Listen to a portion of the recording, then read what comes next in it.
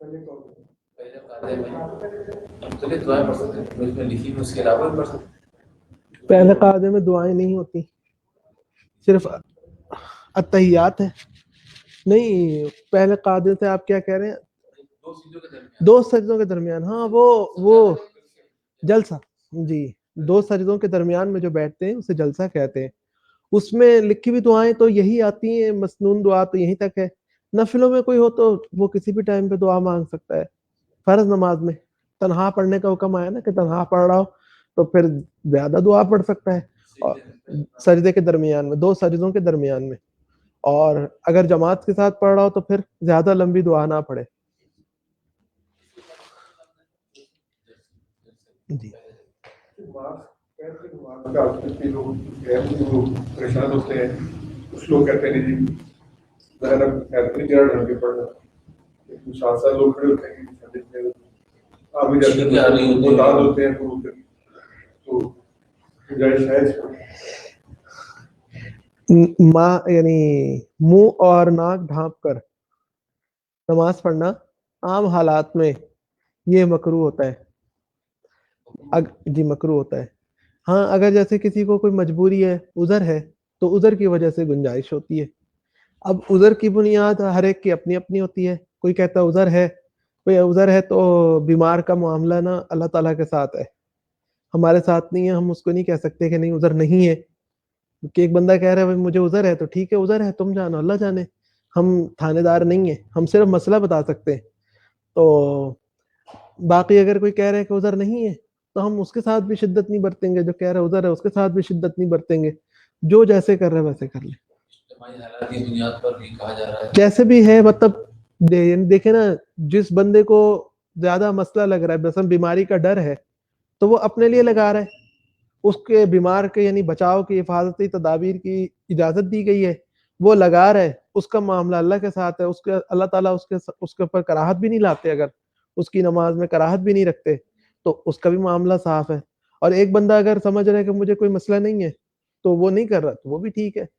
جو کر رہا ہے وہ بھی، اس کو بھی گنجائش ہے اور دوسرے کو بھی گنجائش ہے. وہ پہلے سے ہی مسئلہ لکھا ہوا ہوتا ہے کہ آپ نے منہ اور چہرہ، ویسے عام حالات میں منہ اور چہرہ یعنی ناک ڈھانپ کر نماز پڑھنا یہ مکروہ ہوتا ہے عام حالات میں. چلیے بسم اللہ الرحمن الرحیم. صفحہ نمبر 186، کتاب مسائل بہشتی زیور. ہماری بات چل رہی تھی مقتدی کے یعنی اقتداء کے صحیح ہونے کی شرطیں. ہم نے اب تک 9 شرطیں پڑھ لی ہیں. اب ہم 10ویں شرط پڑھنے لگے ہیں. مقتدی کی حالت کا امام کی حالت سے کم یا برابر ہونا. یہ ضروری ہے کہ مقتدی کی حالت امام کی حالت کے کم ہو یا پھر کم از کم برابر ہو، امام سے زیادہ نہ ہو. حالت کا کیا مطلب؟ مسئلہ قیام کرنے والے کی اقتداء قیام سے عاجز کے پیچھے درست ہے. شرع میں معذور کا بیٹھنا بمنزلہ قیام کے ہے. یعنی مطلب یہ ہو گیا کہ تیمم وغیرہ ہے. یہ ذرا اسپیکر بند کر دیں، جن کی آواز آ رہی ہے وہ ذرا بند کر.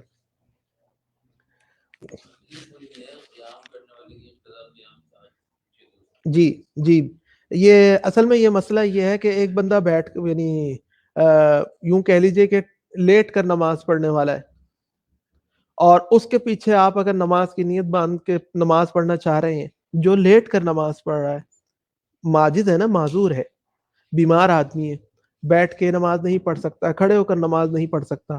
آپ صحیح ہیں، آپ بیمار نہیں ہیں، آپ اس کے پیچھے نماز کی جماعت کے ساتھ نماز پڑھنا چاہ رہے ہیں تو آپ کی نماز نہیں ہوگی. کیوں؟ کیونکہ آپ کی حالت امام کی حالت سے قوی ہے، زیادہ ہے. امام کی حالت کمزور ہے. اور ضابطہ ہمارے پاس کیا آیا کہ امام کی حالت اور مقتدی کی حالت یا تو برابر درجے کی ہو یا مقتدی کی کم ہو، امام کی کم نہ ہو. اگر امام کی حالت کم ہوگی تو پھر نماز مقتدی کی درست نہیں ہوگی. جو اور بھی وجوہات آ رہی ہیں، اور بھی وجوہات کا ذکر آنے لگا ہے، یعنی اس کو تفصیل سے کھولنے لگے ہیں اس مسئلے کو. مسئلہ قیام کرنے والے کی اقتداء قیام سے عاجز کے پیچھے درست ہے. ایک بندے نے کھڑے ہو کر نماز نہیں پڑھانی، وہ کھڑا نہیں ہو سکتا, بیٹھ کے نماز پڑھا رہا ہے, باقی رکوع سجدہ کرے گا لیکن ویسے وہ کھڑا نہیں ہو سکتا, تو پیچھے کھڑے ہوئے لوگوں کی نماز درست ہے. کیوں؟ کیونکہ شریعت میں معذور کا بیٹھنا بمنزلہ قیام کے ہوتا ہے. جب وہ صرف کھڑا نہیں ہو سکتا نا, بیٹھنا ہے اس نے, تو کوئی بات نہیں, ایک سیم سمجھیں گے, اس میں کوئی فرق نہیں ہے.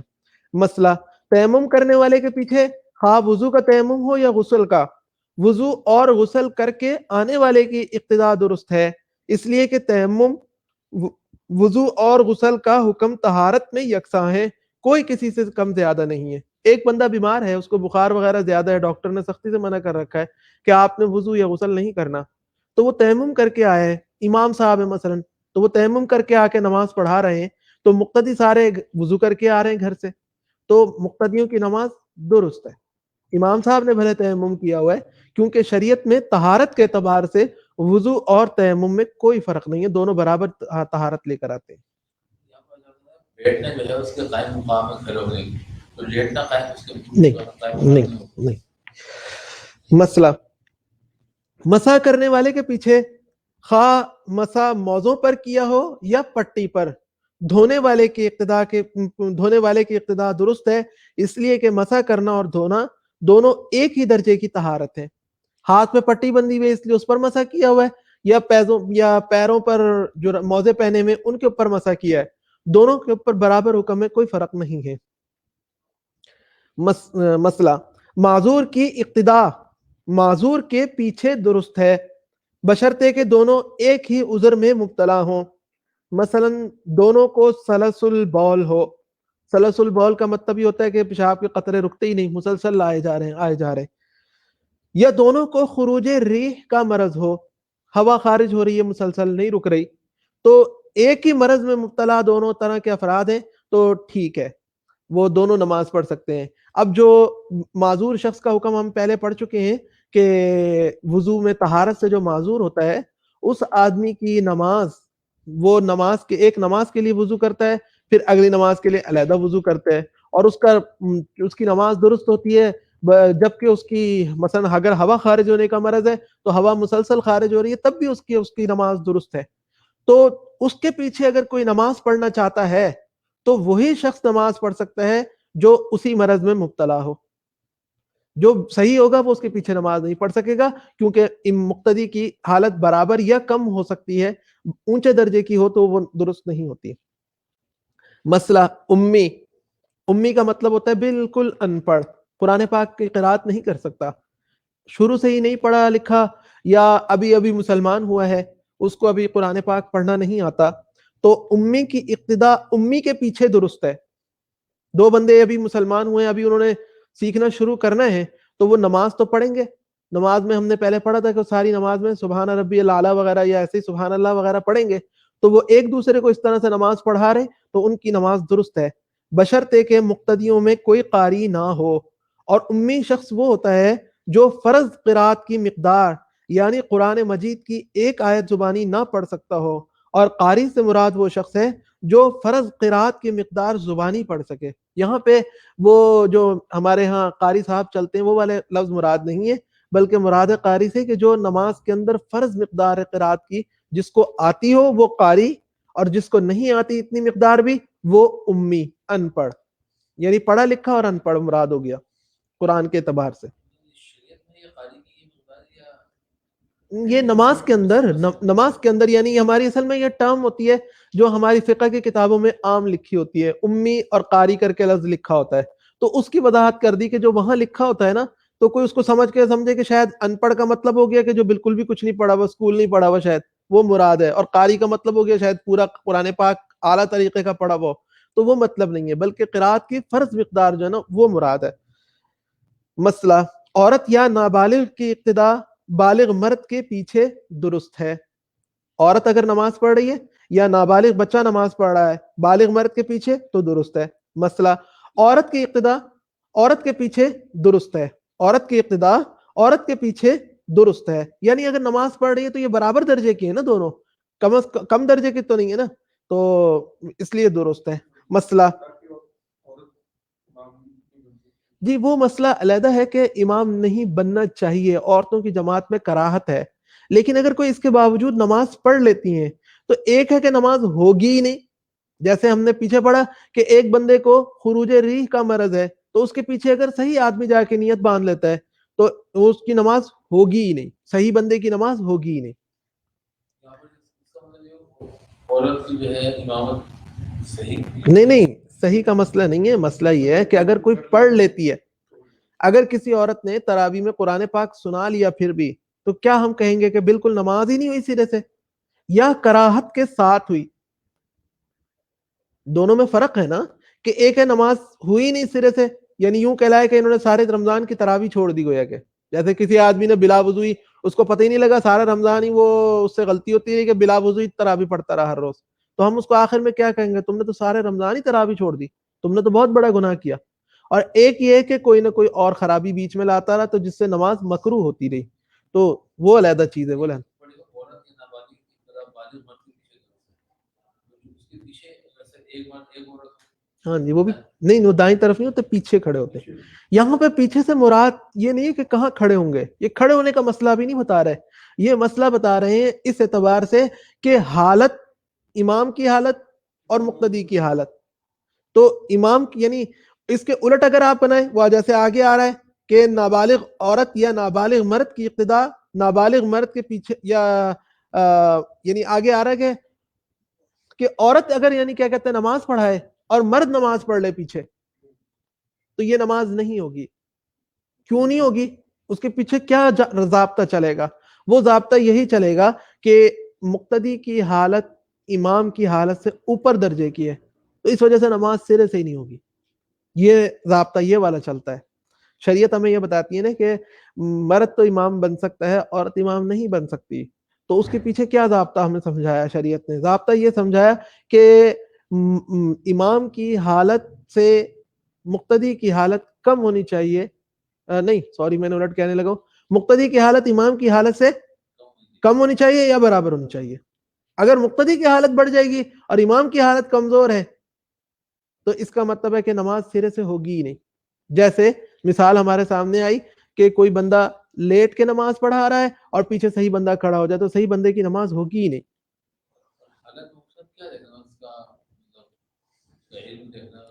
نہیں یہ چیزیں لیول بتا رہے ہیں نا طہارت کے، یعنی کن کن چیزوں سے آ رہا ہے وہ ساری ہم دیکھ رہے ہیں نا، یہ ابھی ساری چیزوں کو ذکر کر رہے ہیں۔ ہم ایسا کر لیتے ہیں ایک دفعہ پہلے نا پورے باب کو پڑھ لیتے ہیں جہاں پہ یہ شرط پوری ہے نا جی، اس کے بعد جا کے پھر ہمارے کافی سارے مسئلے اس میں کلیئر ہو جائیں گے۔ مسئلہ عورت کی نابالغ عورت یا نابالغ مرد کی اقتداء نابالغ مرد کے پیچھے درست ہے۔ نابالغ عورت یا نابالغ مرد کی اقتداء نابالغ مرد کے پیچھے درست ہے۔ مسئلہ نفل پڑھنے والے کی اقتداء فرض پڑھنے والے کے پیچھے درست ہے۔ مثلا کوئی ظہر کی نماز پڑھ چکا ہو اور وہ کسی اور ظہر کی نماز پڑھنے والے شخص کے پیچھے نماز پڑھے تو اس کے نفل پڑھنا درست ہوگا۔ مسئلہ نفل پڑھنے والے کی اقتداء نفل نماز پڑھنے والے کے پیچھے درست ہے۔ مسئلہ قسم کی نماز پڑھنے والے کی اقتداء نفل نماز پڑھنے والے کے پیچھے درست ہے، اس لیے کہ قسم کی نماز بھی فی نفسی ہی نفل ہے، یعنی ایک شخص نے قسم کھائی تھی کہ میں 2 رکعت نماز نفل پڑھوں گا، پھر جب پڑھنے کا ٹائم آیا تو وہ کسی اور نفل پڑھنے والے کے پیچھے اس نے 2 رکعت نماز پڑھ لی تو نماز ہو جائے گی اور قسم پوری ہو جائے گی۔ نظر کی نماز پڑھنے والے کی اقتداء نظر کی نماز پڑھنے والے کے پیچھے درست ہے۔ نظر کا مطلب بھی منت ہوتا ہے، بشرطے کہ دونوں کی نظر ایک ہو۔ مثلا ایک شخص کی نظر کے بعد دوسرا شخص کہے کہ میں نے بھی اس چیز کی نظر کی جس کی فلاں شخص نے نظر کی ہے، یعنی ایک بندے نے منت مانی نا کہ اگر میرا فلانا کام ہو گیا تو میں یہ کروں گا، تو دوسرے بندے نے بھی ساتھ ہی منت مان لی کہ ہاں اگر اس کا یہ کام ہو گیا تو میں بھی یہ 2 رکعت نفل پڑھوں گا، تو اس صورت میں دونوں ایک دوسرے کے پیچھے اقتداء کر سکتے ہیں۔ اور اگر یہ صورت نہ ہو بلکہ ایک نے 2 رکعت کی مثلا الگ نظر کی منت مانی اور دوسرے نے الگ منت مانی، تو چونکہ ہر ایک کی نظر جدا جدا ہے، منت علیحدہ علیحدہ ہے، اس لیے ہر ایک کی نماز بھی جدا جدا کہلائے گی۔ اس وجہ سے ان میں سے کسی ایک کو دوسرے کی اقتداء کرنا درست نہیں ہوگا۔ ایک نے اپنے بچے کے امتحان کی کامیابی کے لیے منت مانی ہے، دوسرے نے اپنے بچے کے لیے مانی ہے، تو دونوں ایک دوسرے کے پیچھے نماز نہیں پڑھ سکیں گے۔ تنبیہ، وہ صورتیں جن میں مقتدی کی حالت امام سے زیادہ قوی ہو یا خواہ یقیناً خواہ احتمالاً، وہاں پر اقتداء درست نہیں ہوتی۔ مسئلہ، بالغ کی اقتداء خواہ وہ مرد ہو یا عورت نابالغ کے پیچھے درست نہیں ہوتی۔ ٹھیک ہے جی، یہ اب صورتیں آنی شروع ہو گئی ہمارے پاس۔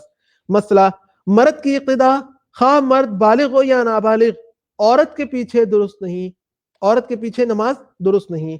مسئلہ، خنثیٰ کی اقتداء عورت کے پیچھے درست نہیں، اس خیال سے کہ شاید وہ خنثیٰ مرد ہو۔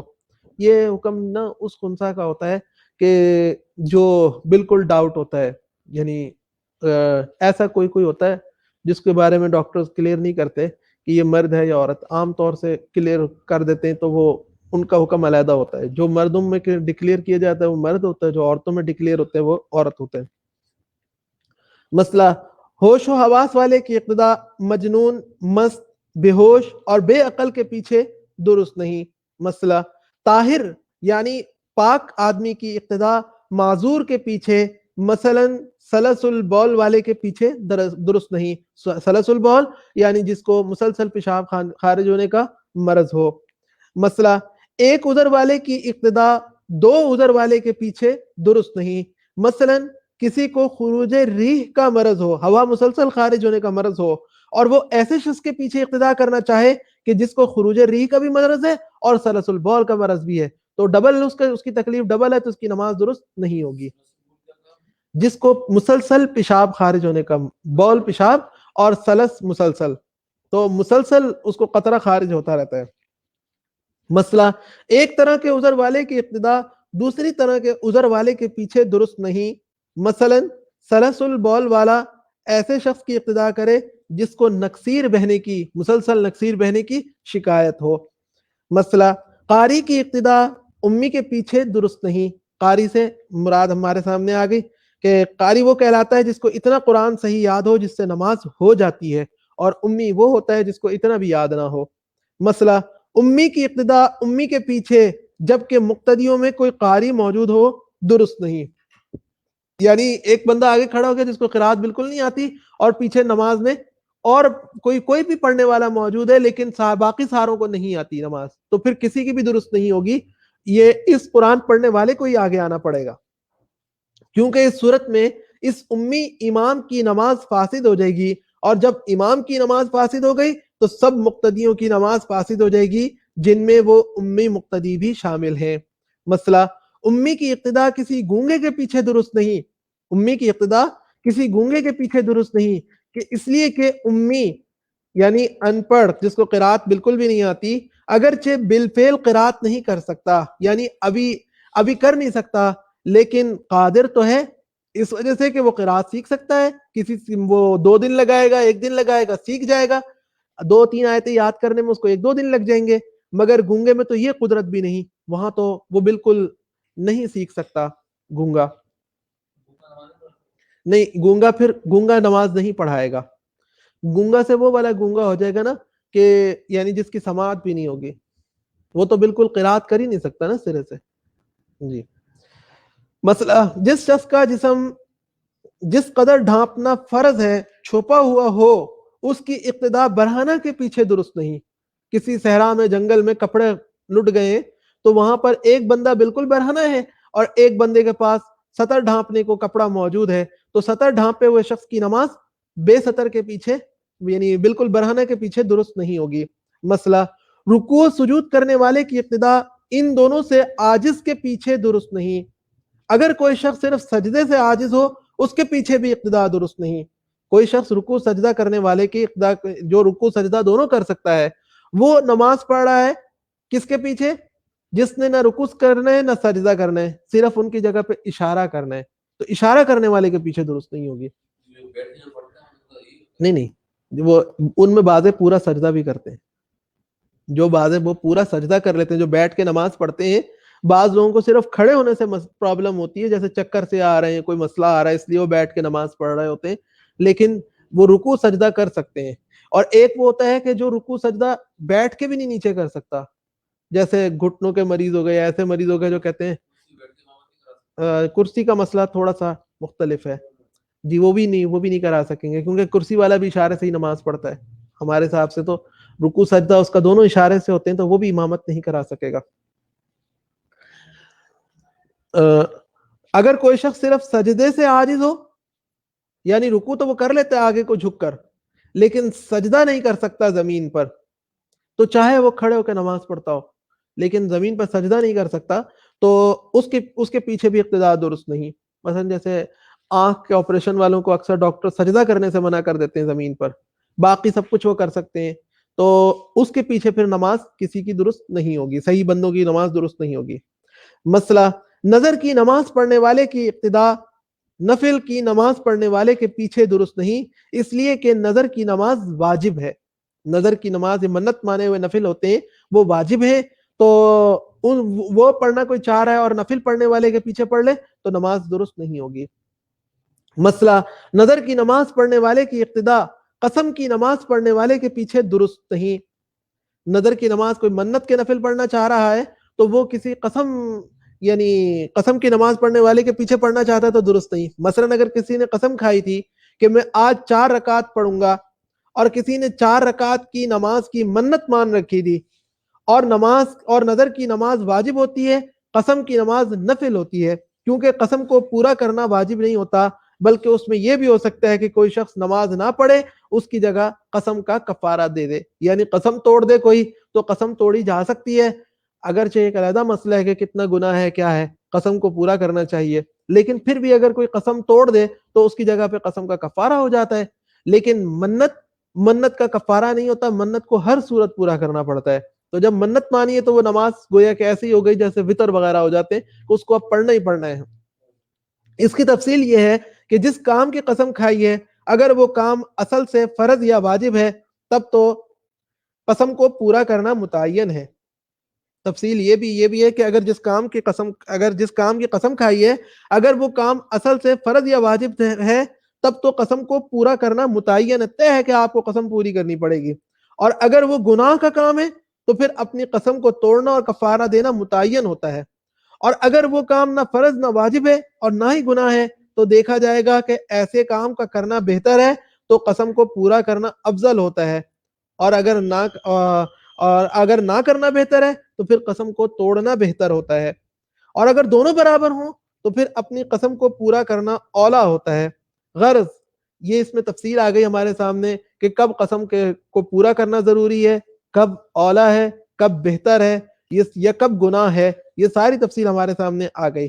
اس لیے اگر نفلی نماز کے لیے قسم کھا لی تو وہ واجب نہیں ہوئی، اس لیے کہ یہ تو ہمارے اوپر نفل نماز پڑھنا نہ فرض ہے نہ واجب ہے، تو اولا اور افضل بات تو ہے کہ ہم نفل نماز پڑھ لیں جس کی ہم نے قسم کھائی ہے، لیکن واجب نہیں ہے تو یہ نفل ہی رہی، یہ نظر کی طرح سے منت کی طرح سے لازمی نماز نہیں بنے گی۔ مسئلہ جس شخص سے حروف صاف ادا نہ ہو سکتے ہوں یا کسی حرف میں تغیر و تبدل ہوتا ہو تو اس کے پیچھے صاف اور صحیح نماز پڑھنے والے کی نماز درست نہیں۔ ہاں اگر پوری قرات میں ایک آدھا حرف ایسا واقع ہو جائے تو ابتدا صحیح ہو جائے گی، یوں سمجھ لیجئے کہ کوئی بالکل ہی ایسا ہو گیا ہو کہ جو کسی بھی اعتبار سے صحیح نہیں بیٹھتا تو اس کی بالکل خراب ہو گئے الفاظ تو اس کی نماز خراب ہوتی ہے، ورنہ ایک ہوتا ہے قرات کا وہ لیول کہ جو یعنی تجوید میں یعنی پڑھایا جاتا ہے نا، تجوید کے مدارس میں وہ تو اعلیٰ درجے کا لیول ہوتا ہے، اور ایک ہوتا ہے کافی نیچے کے درجے کا لیول، تو نیچے کے درجے کے لیول سے بھی جو بندہ نیچے گر جائے گا تو اس کے اندر تو اس کے پیچھے تو پھر یعنی اس کا مطلب ہے کہ حروف صاف ہی نہیں ہو سکتے، کسی حرف میں اتنا تغیر و تبدل آ گیا ہے تو پھر تو نماز کی قرات نہیں ہے، نماز درست نہیں ہوگی، ورنہ اگر نچلے لیول تک بھی اگر وہ پڑھتا ہے تو نماز ہو جاتی ہے، کوئی ایسا مسئلہ نہیں ہے۔ ہاں اگر کیا کہتے ہیں ایک آدھا حرف میں کبھی ہو جائے تو پھر کوئی مسئلہ نہیں ہے، جیسے پڑھتے پڑھتے ایک آدھا حرف میں تغیر آ گیا تو اس کی خیر ہے۔ یہ ایک بزرگ ہے، انہوں نے کہا قرآن کا حافظ بننا آسان ہے، نماز کا حافظ بننا مشکل ہے، پہلے اس کا قول نماز کے اتنے مسائل ہیں تو پوری زندگی میں